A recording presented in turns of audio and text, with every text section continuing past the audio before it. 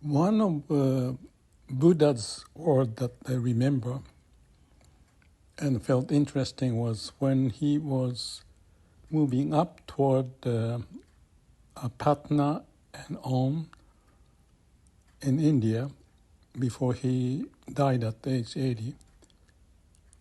He was at the Vaishali, I think was the name of the town. I was there when I visited in one of the trips to India. And he said that the Vaishali is such a beautiful place or something. That was the sutra about the journey toward the end of his life as a part of it. And what I found was why he said that. Somewhat related to that, I was curious if Buddha had shed tears. And in sutra, from my point of view, I couldn't find. So there's some quality that I find it interesting to know about this Buddha's enlightenment, the way he lived. The word about Vaishali and beauty is his judgment. The mind is moving for those old days, as much as I was posting about my younger days at high school and so forth. There's lots of stuff that comes back to me.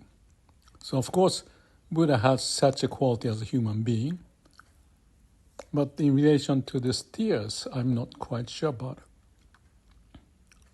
So why am I talking about it? It's all related to the free of thought.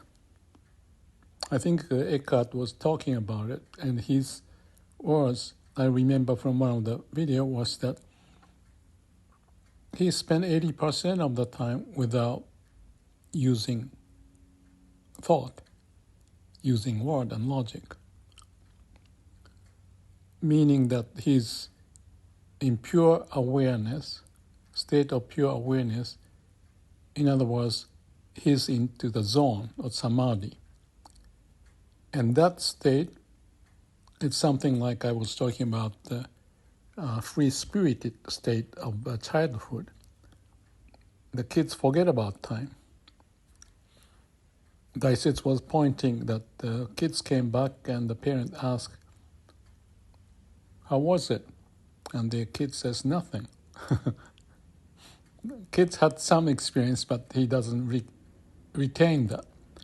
So that is how much the kids forget about the time and the event and just be in the state of absorption, playfulness, free-spirited way. And of course, over time, that can change because of the mind starting to develop the habitual pattern of making sense of things and to do certain things but not the other, so we make a judgment. But this word, Buddha said, is the time that he thought about Vaishali being beautiful, and it's still beautiful. So there was some emotional sense that he got.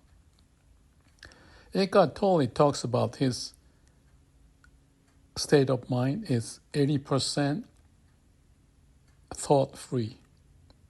He may have used a different word, but he's in the now 80% of the time, which means he's forgetting about the time and just like a kid's playfulness or aliveness.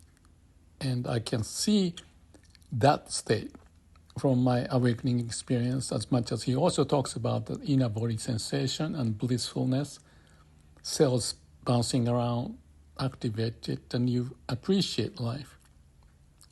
It's a beautiful state. So that was my question about how much after my awakening I spent time thought-free.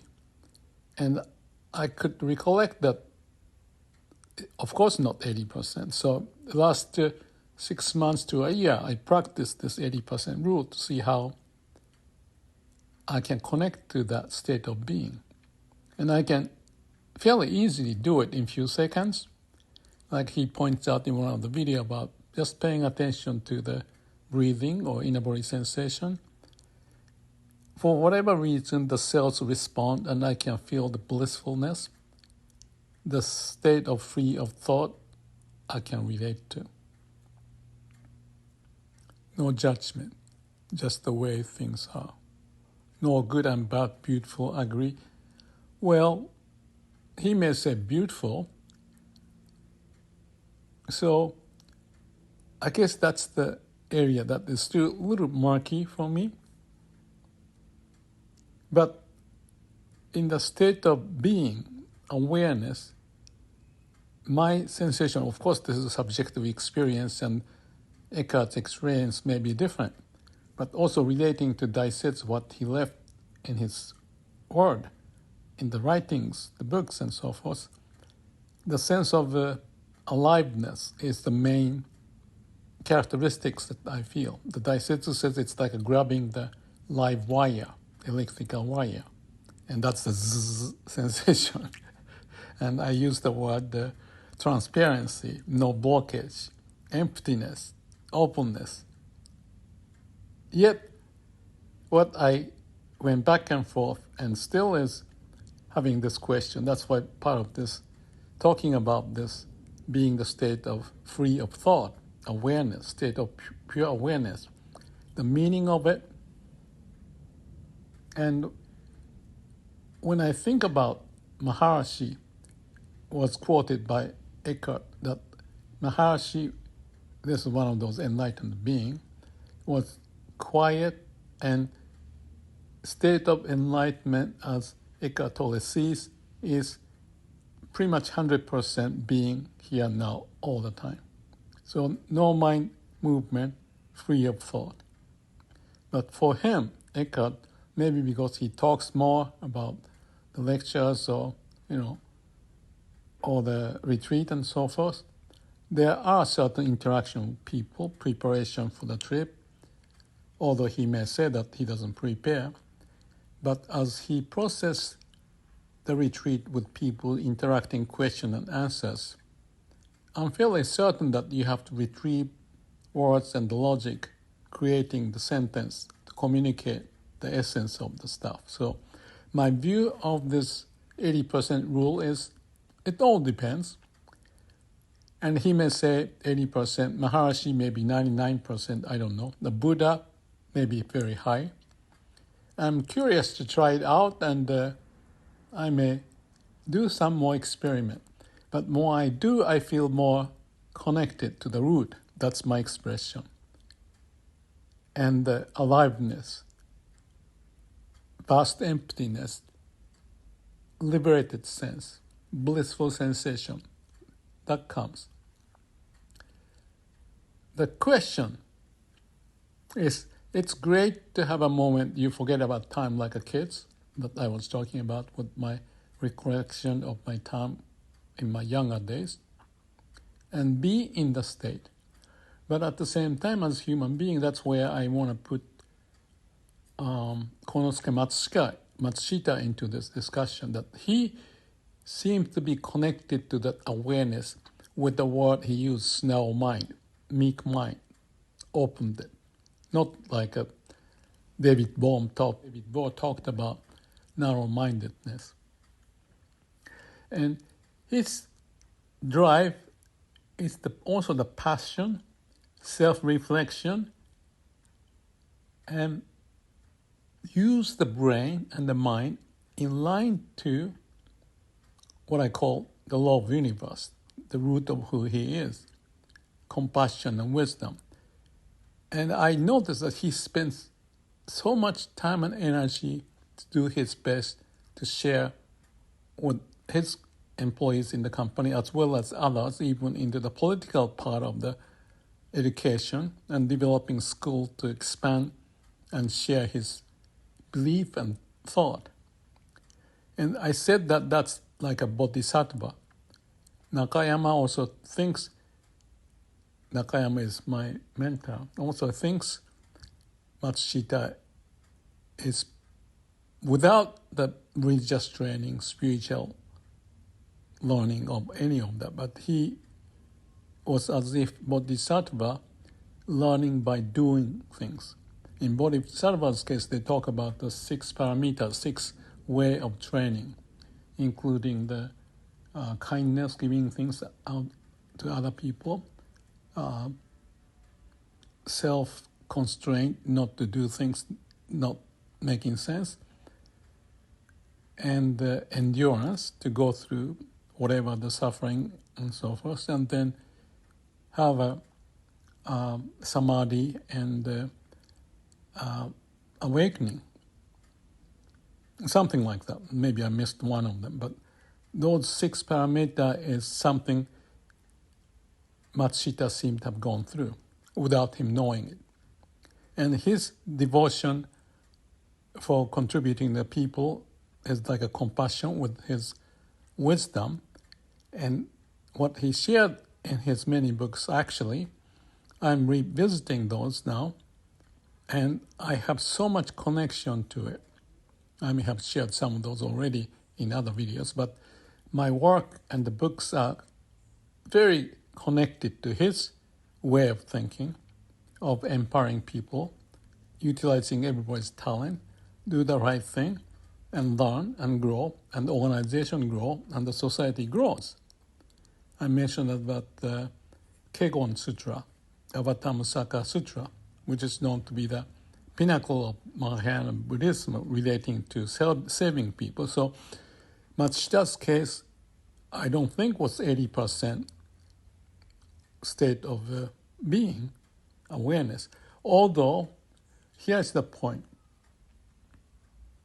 The point is that while you think you can maintain that pure awareness as your background, and that's the expression Eckhart Tolle talk about. So even though his 80% is in certain degree of not using the thought, there may be thought, but not losing the state of presence, pure awareness.